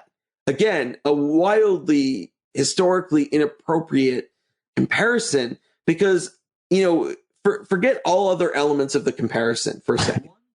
One thing in all of these cases is about immutable stuff, or at least about fundamental core stuff. Your religion, your race, things that you can't just change. I mean, I guess you could change your religion, but we believe that you should have, First Amendment, freedom of religion, that's something we say is a core value, versus the choice not to get vaccinated. And then we make choices in life, Pete. You and I suspect, well, I can definitely say I did it, but you probably did it. We made some choices in college that maybe were not the best. And we then paid the consequences for them, usually with some quality time with your head over a toilet. But we paid for some of those choices. Sometimes with the worst headaches and hangovers, known to mankind. But there are consequences. And you didn't get up and say, I'm being persecuted by this hangover. I should not be hungover. I don't deserve this. This is so mean. No, you said, well, I kind of deserve this, right? I earned this last night. Well, these people want to make a choice, just like you chose to get that hangover, basically, with the amount of alcohol you consumed. They have chosen not to get vaccinated, and then there are consequences. That's how life works. That's just literally how life works. Whether you make good choices, bad choices, there are always consequences from the time you're a kid onward, and they want to have no consequences. And then they're claiming they're being persecuted because there are consequences. It's a disaster. And I mean, the most discouraging thing for me right now, and I can help explain why it is, but the most discouraging thing is we've got a Republican Party right now where the two major, there are three major pillars of it. That it used to be low taxes, family values, strong defense, right? Now you have, I mean, they were vapid kind of slogans, but at least they had an ideology. Now you've got, I think the three pillars are, you're anti-COVID mitigation methods, you are pro Donald Trump, and you're pro downplaying the January 6th insurrection. You're pro saying that the election was stolen, despite the fact that there's like more evidence that I am like the ruler of the world, and I can assure you that that is not the case, than there is that this election was stolen. There's, in fact, even more evidence that I could be the next great pop star, and anyone who's ever heard me do karaoke is just like, please, God, shut up. Please do us a favor. I want to see it. You can't hit the high notes and don't stop believing. Like I'm more, better. There's more evidence that I'm a great singer than there is that this election was stolen. And those are like the three pillars of this. And we're back to treating them like just a regular opposition party. Oh, we're not happy with the way things are, so we're going to blame the party in power, even if the stuff has nothing to do with them. I'm pretty sure that people are blaming Joe Biden if their sex lives aren't good right now, because that's just what we do. We expect presidents to be like saviors. And if they're not, and they're not making everything good, we hold them responsible. And people are like, you know what? Yeah, well, let's go for Republicans. Like they're leading the generic ballot for 2022 by double digits. Now, no, we have miles to go, Pete. Anyone who says they know what's going to happen a year from now is a fool after what we've experienced in the last 18 months. Because God knows I couldn't have predicted half of what happened. It would never have occurred to me. So I don't like to get into the prediction business. But we have miles to go. But you look at this stuff and you're like, my God, this is no different than any other year. Like these people are spouting all this ridiculous, awful stuff, dangerous stuff that undermines democracy, that undermines public health.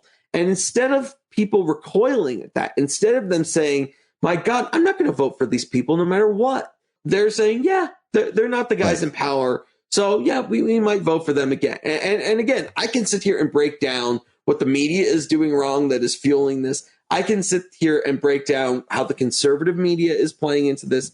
I can sit there and break down what it's actually about, what's driving the anger with Biden. Like I can do all of that, but it's very disquieting to me that people haven't said, you know what, Republicans, you're in timeout. We're going to take a break from you. We need a break. I need some distance from you until you stop being batshit insane.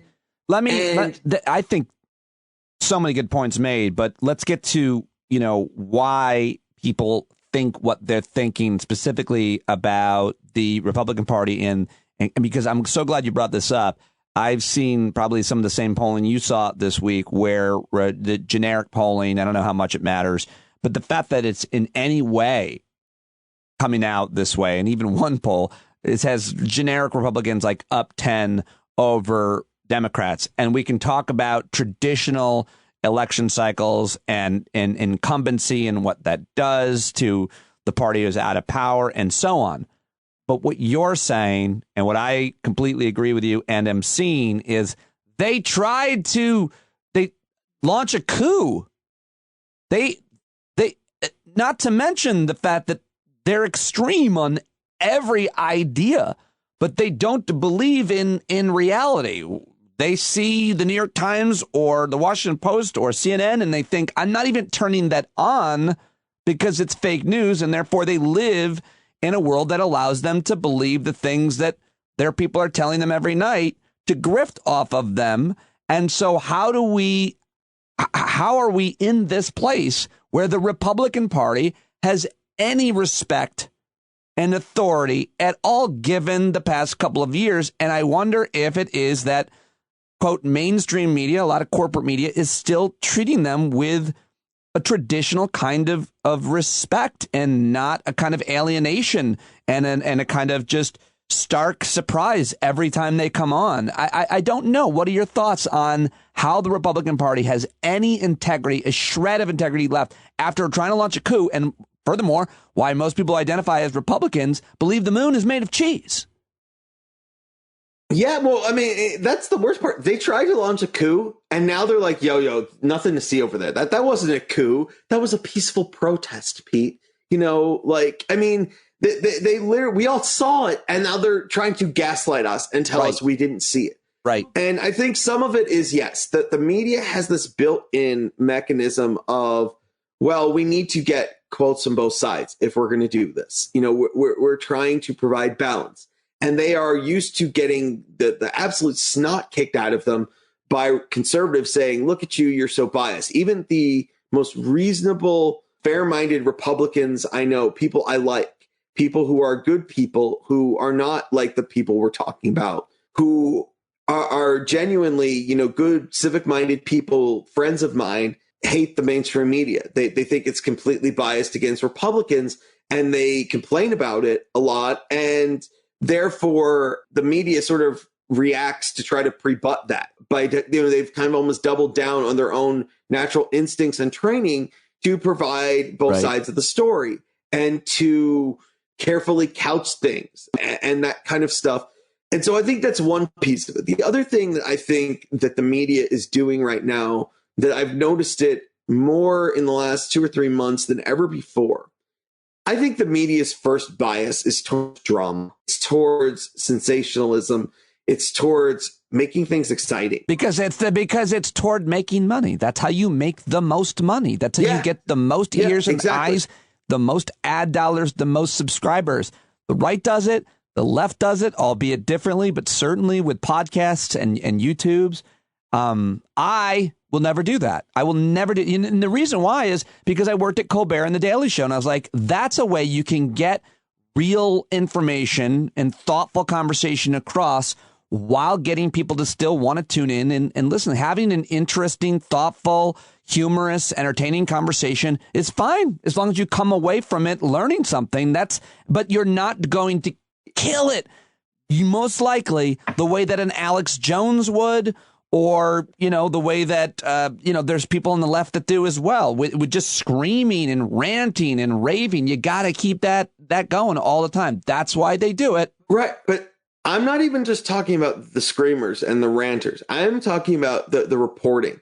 I'm talking about the fact that you would think from the coverage of inflation that the sky is falling, that this is the 1970s again. As a former Bush administration official tweeted, I guess it was last week, Tony Fratto, who used to work in the Treasury Department and was deputy press secretary for George W. Bush, the last 2 years of the 70s, we had double the inflation we had for October for like 2 full years. And that was after a decade of inflation. We are nowhere near that. And in fact, Goldman Sachs, of all places, came out yesterday with a report saying, look, we think this is going to get worse in the winter, but by the middle of next year, it will be dissipating. Like, inflation will go away. This is not a long-term problem. Now, granted, economists have been saying that all along, and it's lasted longer than they thought. But we're talking about something that is probably not going to be with us for a long time. And they're talking about, like, we have mile-long gas lines again. They are putting, so the CNN story that had backlash about the family with the milk. Yes, it was terrible. I don't know if you've talked about this, but look, I was uncomfortable with some of the snarking online towards this family. There are people who have adopted a lot of kids, who've done a lot of good, and they're clearly struggling to make ends meet. I wouldn't say anything negative about the family. The problem I have is with the story. The fact is, CNN brought up people who are not representative of the struggles of everyone. They took an extreme case. And what does that? Because it tugs at your heartstrings, emotion. It's part of this kind of drama of things. And what's the signal to people? Things are really bad. And the media, without intending to do it, and they do this with their horse race obsession too, treating politics like sports, where Joe Biden was at 38% in the latest, approval ratings. People who don't pay a lot of attention to politics hear that and think, my God, he must be doing something terrible. Or they say, a red wave is building for 2022. Well, they help produce these things. Instead of just reporting on what's happening, they are help driving what's happening. And they're help driving what's happening because they are trying to present things in the most dramatic terms possible. They are focused on treating politics like it's sports. Like, okay, they just scored a touchdown. That was a beautiful play. Oh, what was that defense doing? They have to break it down like that. And I don't blame the individual reporters, to be clear. I like most reporters. Most of them have what I think is a pretty crappy job. They don't get paid all that well. They get all kinds of hate mail. They are constantly getting attacked by both sides. They have people call up and scream at them. It's not a great job. And in a lot of cases, the people covering the politics of everything, who obsess about the next election from literally the polls just closed. Now, while we wait for results, let's talk about the next election 2 years from now, or the next election 4 years from now. They're paid to do that. That's what they're hired to cover. right? So it's not the journalists themselves. It's the overall orientation of things. But between the dramatizing of inflation, where I think even people who might not have noticed as much or might have noticed but said, the gas prices are up, or, I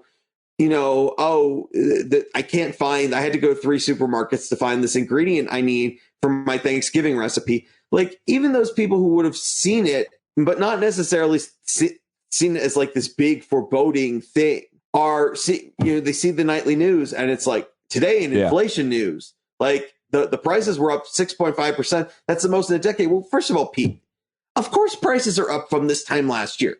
Half the country was a lot more locked down and not buying things and not going out and not going to restaurants and not doing all this. So of course prices are up from a year ago. They shouldn't even be comparing to last year. They should be comparing to 2019. But like economics is so boring to talk about. I played a clip yesterday of Jaron Bernstein on Dino Badala's show. I almost fell asleep. I used to interview Dean Baker all the time. People are like, why don't you have Dean Baker? I'm like, I don't know. I've had a hard time finding the economist who can make me, much less others, be interested in it. But it's the most important thing when it's coming to so many things in our life, from health policy to education to obviously to employment and taxes. We need to know why things are happening, but nobody's willing to pay attention, and everybody's willing to demagogue it to get attention, to get ratings, to get votes. Yeah, and I mean, you look at the coverage of the bill that the Democrats are working on, right? All they've done, and look, I shouldn't say all, because there is reporting on the substance of the bill. But this bill has become known by its price tag, and not just its price tag, but its 10-year price tag. So when people talk about a $1.75 trillion bill, or that Bernie Sanders wanted a $6 trillion bill, or that they wanted a $3.5 trillion bill, what they're really saying is this is what this is going to spend over 10 years. That'd be like saying, this is what you, Pete, spent on gas for 10 years, or this is what you, Pete, will spend on food for 10 years. It's like the most sensational way of framing it. It's not what we're going to spend on a year on this. It's not like the pandemic relief bills, which were literally spending billions in a day, or trillions in a month, or 2 months, or 3 months. This is 10 years of spending. And yet it's become known by the overall price tag. And you have people out there, Republicans and Joe Manchin, out there screaming about how this is going to make inflation worse. Well, first of all, even Larry Summers, who is the former Obama Treasury Secretary, who was warned about inflation and is very concerned about inflation, has said this will have no effect on it because it's literally spending over 10 years. And by the time they start spending the money, inflation will probably be gone. To be fair, Larry Summers is almost always wrong. So, but yes. Right. Why anybody's asking Larry Summers any questions is really another issue we could talk about in terms of what's wrong with the media. There's like 800 economists who have been right about everything, and they're not getting asked. Seriously, like, why are we asking foreign policy experts or health policy, like people that say a thing is going to happen if you do this, which they're entitled to because they're educated, smart people, and over it doesn't happen. They didn't greet us as liberators, and we didn't have an Obamacare didn't destroy the economy, and over. And so you don't get to come on and say this anymore, Larry Summers. But I distracted you from your larger point of inflation and the way the media is covering it. No, but Pete, you just got into another element of it. They have these people on television who are on there because they're good guests. Yeah. They sound good. Yeah. You bring on people who are academics, who are experts, who are interesting and have, knowledge. But like, okay, and I don't mean to pick on these two individuals. I do want to say, to my credit there, and most specifically, you may not know this, but like I do have a record of bringing on guests who say this thing is going to happen if this policy is implemented, and then it comes true. And then I bring them back on. Over and over, they don't get everything right, but that builds your credibility when the people that you have come on say that. Unfortunately, I keep having to have experts in the history of authoritarianism, like Ruth Ben-Ghiat, and people like you on to be right about things that we don't want you to be right about, I guess. But go ahead. Yeah, But credibility. I mean, okay, so you have these people on cable news, and not only are a lot of them often wrong, and wrong, look, we all make mistakes in predicting things, especially about the future.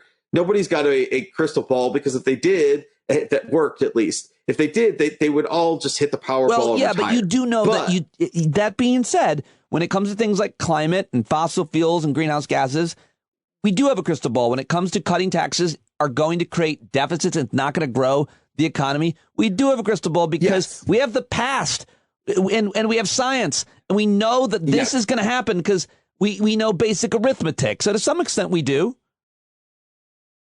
That's true. And they bring on people who've been wrong, but they also bring on people who are fundamentally stale. I don't know how to put, that when Democrats lost the Virginia governor's election in 2021.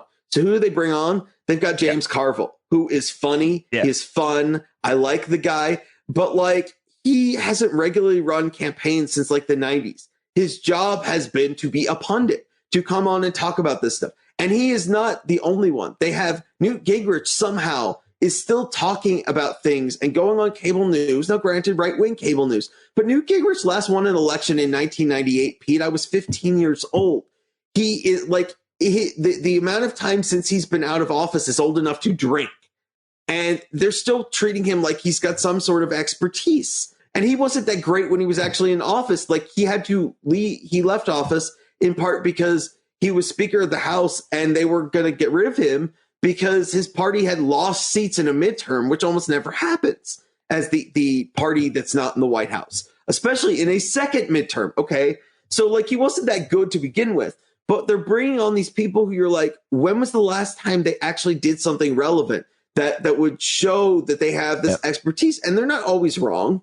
But bring on the people who have more current knowledge, people who've been on Capitol Hill in the last few years, people who have, experts, people who study stuff, political scientists, historians, people who understand this, not the guy who gets the greatest spikes in the ratings when he comes on because he's loud and colorful. That's the game, but that's the game. All that kind of stuff. It's that, it's the game. It's about making everything drama and soap opera. It's the relentless focus on politics that, we're already talking about 2024. There's all these stories this week that have been out there about, Kamala Harris and discontent about her. And is Biden going to run again? And is this one going to run? And I'm like, oh my God, Pete, it is November 16, 2021. We haven't even gotten to Thanksgiving of year one. Literally, Joe Biden doesn't know if he's running again. He can tell people he's running again, but he doesn't know. You know why? Because he has no idea where his health's going to be in a couple of years. Same thing for Donald Trump, by the way. All of this conversation is irrelevant for at least another year, or at least should be in a sane society and used to be. And all they want to talk about is relentlessly they're certainly talking about way too much when you've got COP26, you've got inflationary measures, you've got the continuing coup. I mean, I think that's probably how it's best described. So I think you have to look at, and I do this. I evaluate the hour of programming. I look at programming very, very specifically because I'm in media. And, what do they lead with in their hour, as well as the newspapers and the magazines. And I want to lead us to where, we've been talking for a long time. If you still have time to talk about your piece, I'd like to, because I wanted to lead us to one final conversation, because you wrote a lot. You wrote a great piece about it over at msnbc.com, where you contribute a lot of editorials. And this is titled, "Why Fox News Won't Cut Tucker Carlson Loose Even After Patriot Purge," which is this 3-part documentary on the January 6th insurrection filled with, you can describe, what is. Did you watch it?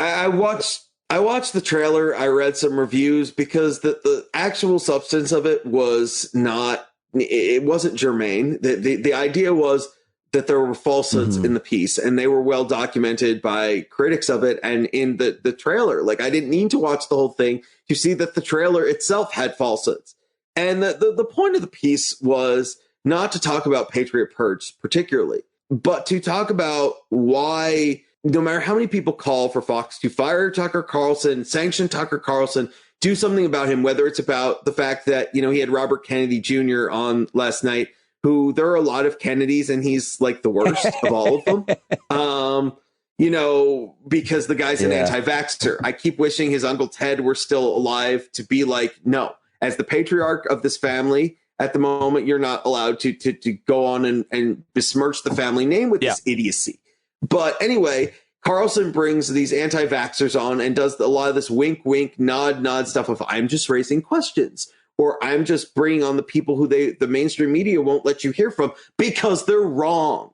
Like that, there's an actual legitimate reason for not bringing them on. And, he's done this on vaccines. He has trumpeted white supremacist talking points, talking about quote unquote great replacement theory, which is literally like, if you want to give a white supremacist a boner, you mention that. Like literally, this is what they get off on. It's their whole theory about the world.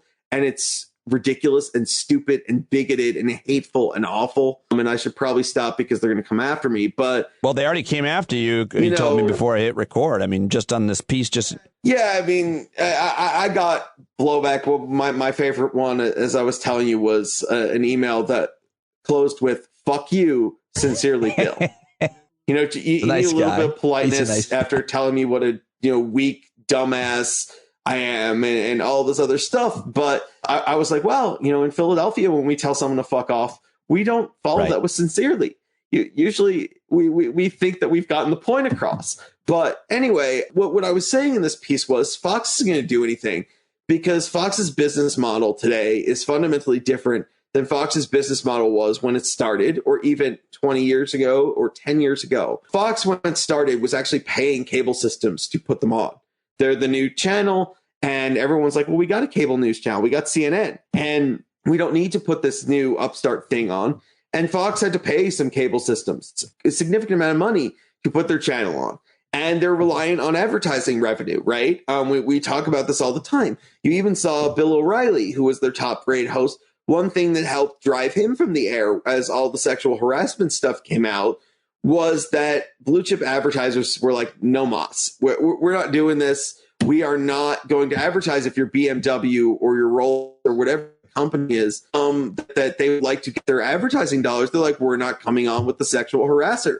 Because in an internet age, if we do, somebody's going to tweet a list of companies that advertise on his show, and people are going to boycott us. And, as Michael Jordan, is reputed to have said, no one's actually ever proven that he definitively said this, but like Republicans buy sneakers too. The idea being that if you're a car company, you want to sell to Democrats and Republicans, and you don't want to piss off half the country.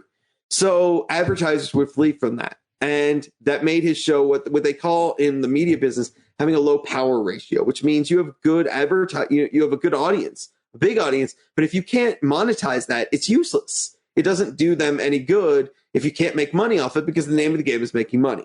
Okay, well, flash forward to today. Fox's business model is more dependent. They make more money off of what they call, we'll call them subscriber fees. Essentially, they charge every cable system a certain amount per subscriber. And because Fox News, and I don't have the chart in front of me at the moment, I think they get like the fourth highest amount of the fourth highest percentage of subscribers who actually tune into their channel. It's like 17% of the people who subscribe to cable watch Fox or something like that. They get to charge cable companies a lot of money.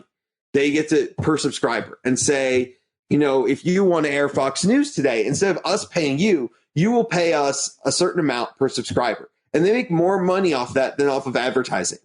And these subscriber fees then are more important. Well, why does that matter? It matters because to get subscriber fees, the key of this is to keep charging them more. The cable company has to fear losing your channel. And why would they fear it? Because your channel has a lot of fans who are going to be very angry when you don't have it. You see this brinkmanship mostly in sports, where a sports channel keeps charging them more and more and more. And when the cable company tries to balk, if you have a week where a team's games are not on, or in LA, it was like several years, fans get really mad at the cable company. They're like, yo, I want to watch the ball game. My team's on and their game's not on because you're fighting with this company about the money. Like, solve it, fix it. So the cable companies end up paying the channel more and then charging you, Pete, more for subscribing to cable because they've had to pay the channel more. And so where this makes Tucker Carlson very, very valuable, because Tucker Carlson has a lot of very devoted fans. He has a large audience. He either has Fox's largest audience or he has their second largest audience behind the panel show, The Five, with Greg Gutfeld and Jesse Waters and all those folks. And those fans are very devoted. And if, the cable company said, God, this Carlson guy is terrible, we're going to kick him off we're going to cut Fox because he's saying all this bad stuff, they would rise up and be like, yo, we're cutting our cable subscriptions. Whereas you or I, when people try to get us, or get anybody to boycott a cable company over the cable company having Fox News, I'm like, yeah, but I want to watch the Phillies or the Eagles, or, I want to watch my teams. I'm not willing to cut my cable subscription over a channel that I don't watch. It's so well explained. And the only thing I want to throw in there is it's super interesting. You're talking about the subscription fees, or I think they're called carriage fees, but you're calling them that because it helps us understand fees. That. And I appreciate that. But the Fox, this story about OAN being funded by AT&T. Do I have it right? Is it OAN? So that didn't make sense on its face. You couldn't figure it out until you realized the AT&T is a carrier. They're a cable carrier. They are available as a cable news company, a cable company around the country. And they didn't want to continue to have to pay Fox News such huge numbers to carry them, to have them on. And they have to have them on. So what they did is AT&T funded and created a more extreme network so that Fox would have to bargain more and they could bring down. That is one interpretation that I heard. It makes total sense. I'm not sure if you heard that, if you didn't want to include it in your piece, but it would make total sense that we're going to get more fringe and more crazy, and it's going to be funded by huge corporations because that's how you have more to choose from, and that's how you have somebody to compete with and bargain. Fox News wasn't crazy and white supremacist enough, so they created OAN. I hadn't heard that particular theory. There are various theories floating around there about why they did it, but it does make sense that if you create competition, if you have more than one, provider of right-wing media or sports or anything else, then you can cut a harder bargain with them. But what this means is this empowers somebody like Carlson. The fact that he's lost advertisers in droves over the last few years as he's said more and more insane and incendiary and hateful and awful things, false things. He's lost advertisers, but he's still good for the bottom line because by drawing in those fans, he helps to protect Fox against getting dropped by a cable system, and he helps to increase those carriage fees. Additionally, where did this Patriot Purge documentary air? It aired on Fox Nation. And Fox Nation is their new, I think it's $5.99 a month subscription thing, which is like Fox News on steroids for the people who can't get enough of it just by watching on cable and want to have more of it. And it's also kind of a play to make their demographics younger because, Pete, Fox News, if you were a store and your clientele was was their audience, you'd be a little bit worried. You've got your Ben Shapiro's and your Dave Rubins and all these right wing who have capitalized on the podcast and YouTube market, and that's where the young people are, not on TV, traditional cable, right? Yeah, and I mean they have sort of gone against the trend of conservative media trending really old. Right. What I'm saying, the reason you'd be worried if you had a store is you'd be looking at your clients and saying, in about 5 years or 10 years, I may not have anyone here because they're not going to be on the planet. They're that old. And that's a problem. So Fox Nation is kind of this play for younger audiences, as well as trying to kind of improve the bottom line in another way. What do I mean by that? I mean, those carriage fees, the amount of revenue that they bring in from them is going to go down going forward. Not because they can't charge them more per subscriber, but because of cord cutting. You're charging per subscriber and the number of subscribers is going down. So the idea of Fox Nation is that, we can reach cord cutters. We can reach the younger folks who are not subscribing to cable, but it's also another source of revenue to buttress them and buttress the bottom line so that if you lose if the carriage fees go down and you go down from like 1.8 billion, your numbers come down, you have another source of revenue, right? Well, they're using Carlson's popularity. He does a couple time a week, like video podcasts, and then he does these once a month, like specials for them, because they want his fans to shell out $5.99 a month for doing this.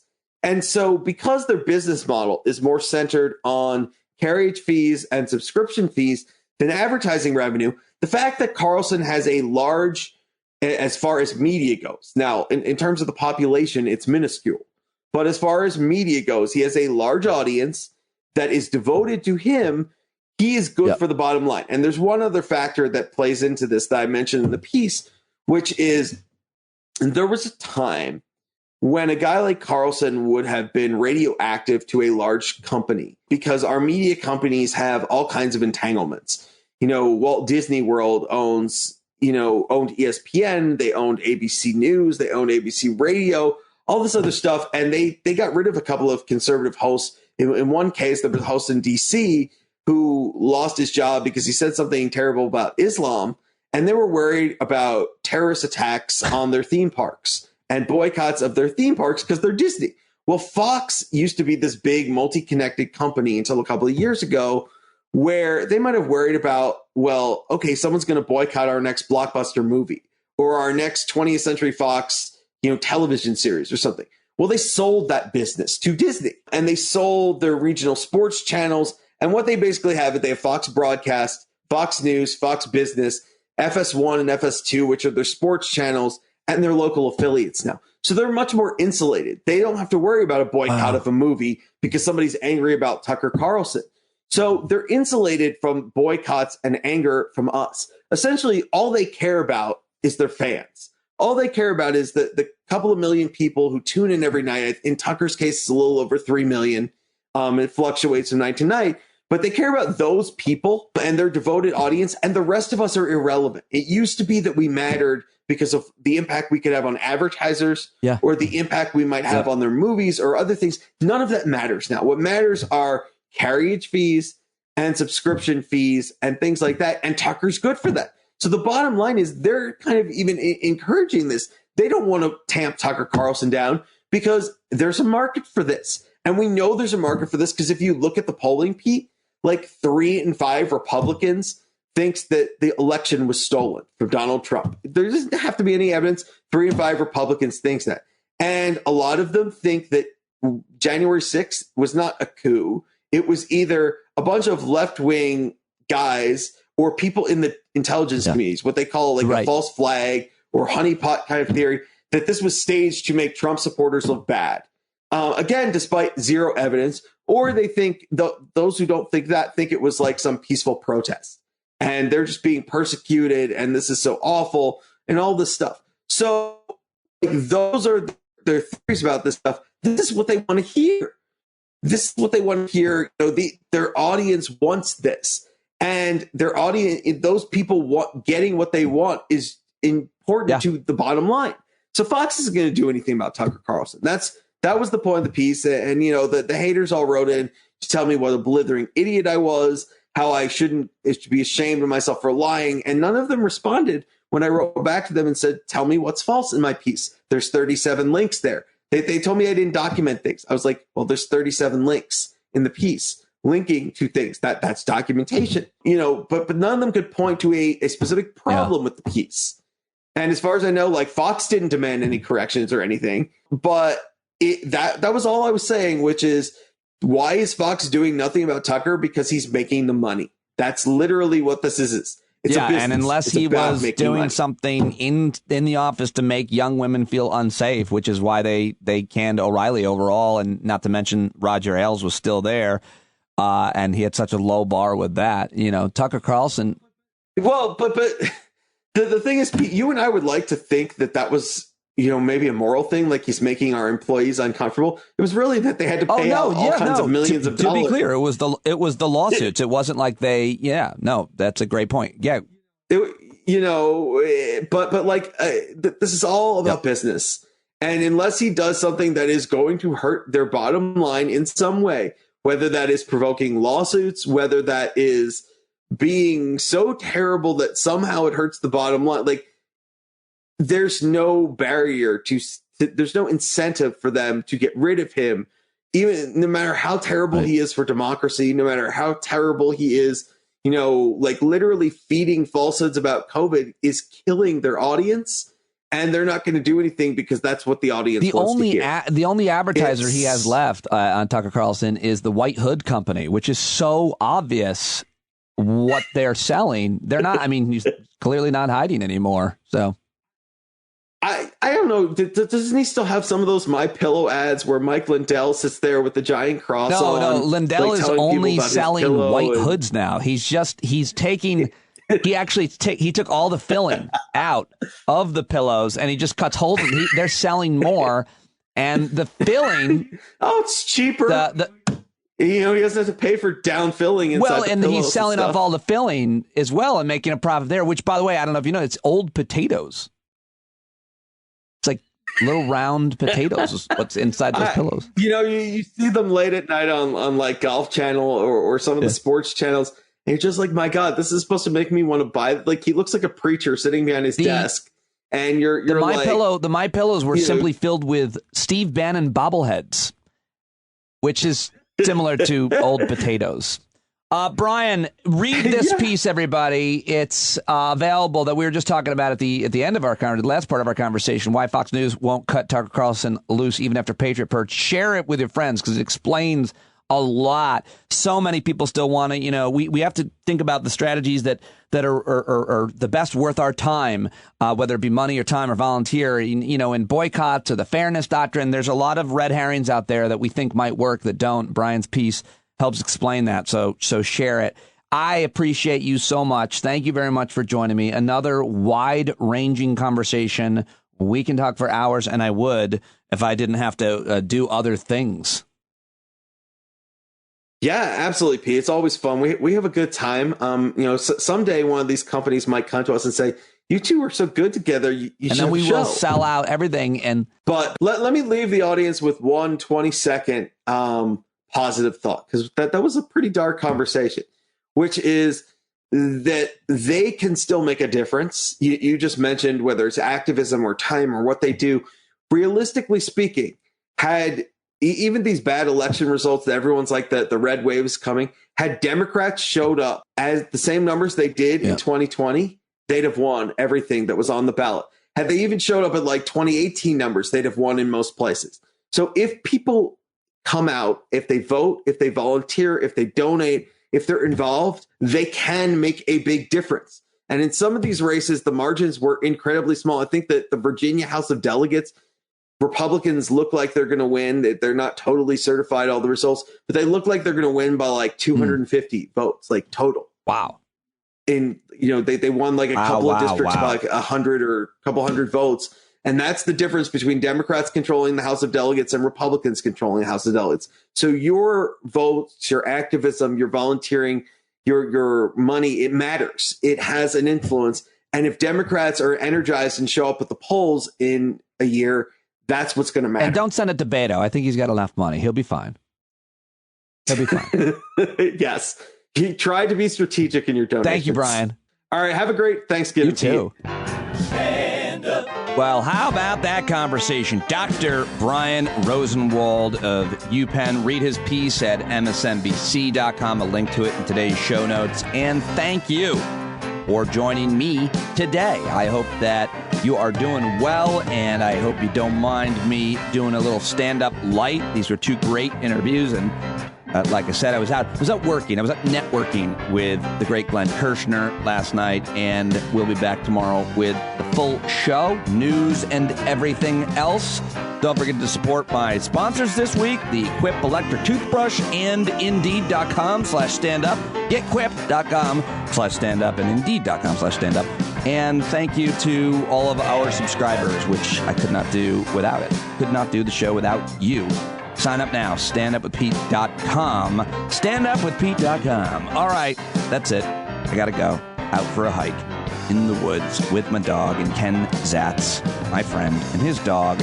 And if you haven't done that, if you haven't gone out in the woods, if you haven't gone for a walk, maybe today's the day. Love you guys, and I will talk to you tomorrow right here on Stand Up. John Carroll, sing us out if you don't mind, sir. They knew that change was gonna come before the change could begin. They had to stand up. All right, they had to stand up. We got to stand up. We got to look the devil square in the eye. We gotta let him know it's his time to go and make it clear when all we hear is a lie. Why you lying awake wondering where the money all went? It'll be the cost of freedom that'll go unspent. You can see him flee the scene of that experiment if you stand up. Alright, we got to speak up, we got to reach up and raise your voice in every way you know how. Don't be toes up, you got to show up. Ain't no better time to do it but now. No need to pledge allegiance to no wanton tribe. Rise up, show obedience to the voice inside, and listen well and it'll tell you not to run and hide. It says stand up.